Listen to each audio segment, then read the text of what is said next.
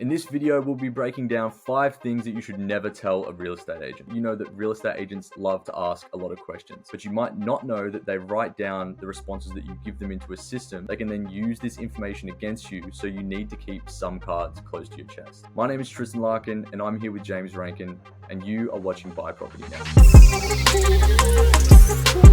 The first point, how much you are pre-approved for. So why might you not want to tell a real estate agent that? Well, as soon as a real estate agent, and as you mentioned before, like at the start of the video, it's if they know how much you've got essentially in your bank and what you've got access to, they put that in their database. So they've got a database where they go and they get all of your information. So, you know, Tristan, you've come to this open. What's your pre-approved amount? 600,000. So I can purchase a $600,000 house. Cool. They go and put that in their little database, and then that goes to all their agency. So some of them are open platform, and when you go to the next open with that same agency, they'll be like, oh yeah, cool. We saw that you were just down the road. That was 600,000. You know, what did you think about that one? This is 700,000. You know, that looks like it might be a bit out of your price point. You know, sort of what's the go? They have so much information on you. So that's why holding that close to your chest is key, because they'll come back and they'll use it against you. So that's in their database forever. And when you do come time to submit an offer, for instance, they'll be able to pull up and see, hey, we saw that you've got $600,000 to spend. This is what the vendor wants. You know, they want $610,000. I think you should come to your max, even though the seller might only want 580. They're going to squeeze you for every single cent that you've got. And then a pro tip that we've always suggested you do is when you put your offer in, you can actually send them the pre-approval letter, though make sure that the numbers are redacted out of the document from the bank or broker. So you're showing them that you are pre-approved, and it's got like heading of whichever bank you're with, though make sure that the numbers are redacted out. So you're not showing them your exact number still, but it is saying that this was the date that I have been pre-approved, and this pre-approval is still valid. Yep, spot on. So point number 2 is what you think the house is worth. So when you're going through, the agent might ask you, like, especially if it's the first couple opens, or like, you know, what do you think it's worth? How much do you think, you know, this should sell for? And why is it that you might not want to tell them like the exact number that you think the house is valued at? Yeah, well, it comes back to that database, right? Like they're taking all of this information in, and they'll go, hey, Tristan, I remember you said, you know, you walked through this property and you thought it was worth 650. Is that the number that we're working towards? So it is a bit of a dance at this stage in the, you know, it isn't a negotiation almost at the beginning, or it's building on the offer and what you will start to bring into the piece if it's something that you're wanting to put an offer in on. And yeah, just being mindful of what you're saying at these stages, like at the beginning, will just help you later on. Again, you don't want to be too funny in the sense of trying to pick a market or be too opportunistic on a property by lowballing people. We never agree with lowballing unless you've got the confidence to back it up. So unless you've got reason to say, hey, you guys have got this thing quoted at 650, I reckon it's only worth 580. Like, you can say that sort of in passing if you believe that's the case. Like if you've seen multiple properties that is exactly the same as that one or very similar selling at 580, then you can go, oh yeah, but so-and-so down the road sold that one for 580. Why have you got this one listed at 650? So that's the only time that you can do it. But yeah, just purely throwing in numbers with nothing to back it up probably won't resonate very well with the agent. So yeah, just make sure that you've got the evidence. But then, yeah, being mindful of what number you're suggesting to the agent at that, those early stages. So point number 3, what you should never tell an agent is that you love the property. Don't give them any sort of emotional connection with it, saying that there's, you know, whatever it is that you love about it, you love the facade. You don't want to give them that information, even if it is true. And you should be trying to limit those emotions with yourself anyway prior to putting in an offer, because again, this is just such a big financial decision. You want to try to make sure that you're as clear-headed through that process as possible. Yeah, if it's an investment property, no chance do you want to be emotional. But you know, if it's your first home, you're probably going to get emotional about it. So walking through the property and taking note, it's almost like you got to have your poker face, right? So you might be going through and the agent will be like, oh, what did you guys think?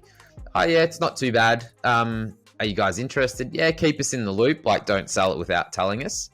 That's probably a key phrase that you want to let the agent know, because if you're not showing any interest, they might go, these guys didn't even like it, I'm not going to bother following them up. But if you do show enough interest for them to at least follow up, then you can sort of get in the car and go, oh my God, that's amazing. Like, I loved it. It's really, really cool, blah, blah, blah. Like, have you take your videos, review it, and talk to, you know, whoever you're buying it with, or if you're buying it on this, like, by yourself. You might just have that moment to reflect on it and say, yeah, this is a really good property. It ticks all of these boxes for me. I think I'm in a position to make an offer on this one.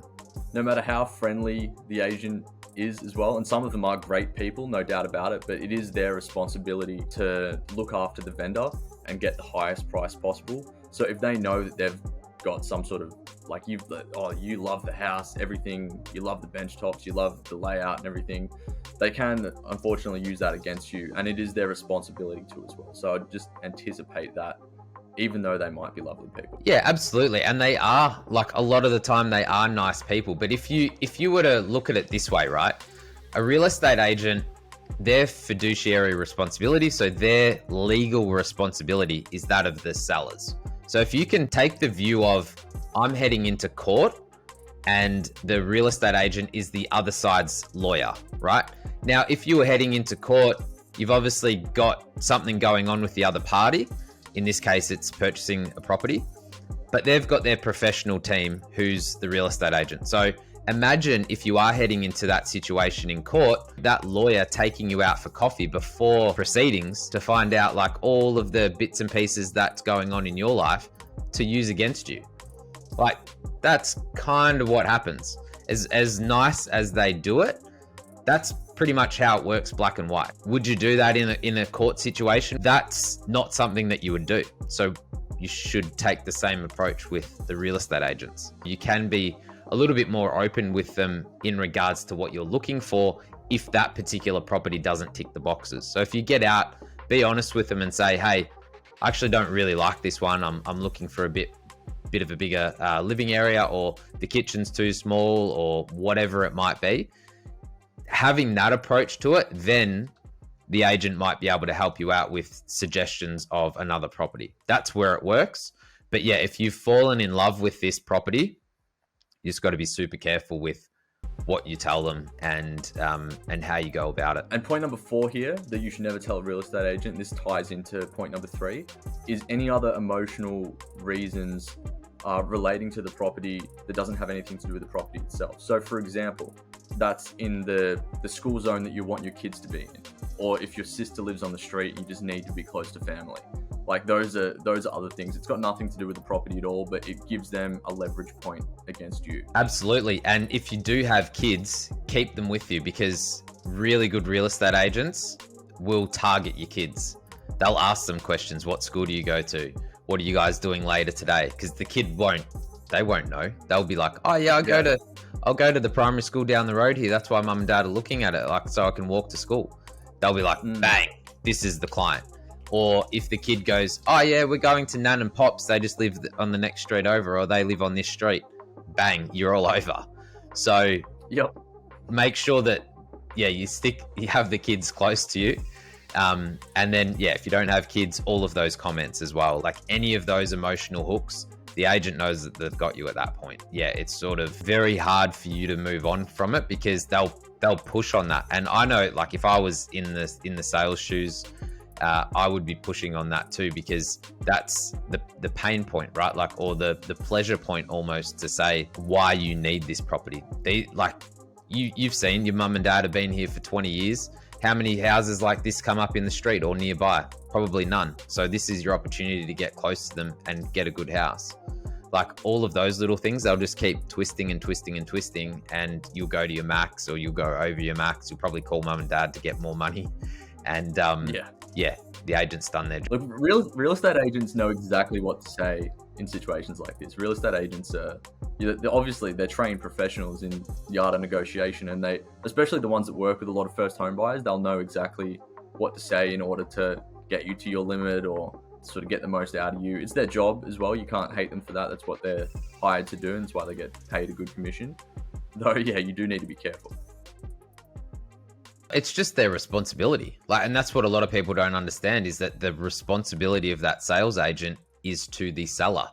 So you have to make sure that you're getting the right information, the knowledge of what you need to know when going into a negotiation situation, and what you should and shouldn't be giving away to them. Because yeah, you're essentially, again, pulling back to that courtroom scenario, you're heading in there without a lawyer. So you've got to make sure that you know all of this stuff. And to further that analogy, like, not only that, if they don't win, like if they don't sell the house, they don't eat. Like, they get paid on commissions. So, you know, if they want to put food on their table, they've probably got families to feed as much as anyone else. So yeah, just another thing to be mindful of when you're going through an open home. Now, point number 5, and this is the final thing that you should make sure you never tell a real estate agent, and that is that this listing or that this property is the only one that you're interested in. You don't want to put all your eggs in one basket, and you don't want to tell the real estate agent that this is the one and you need to have this house. So a good thing to do there is to tell them about the other open homes you might be going through that day, or tell them about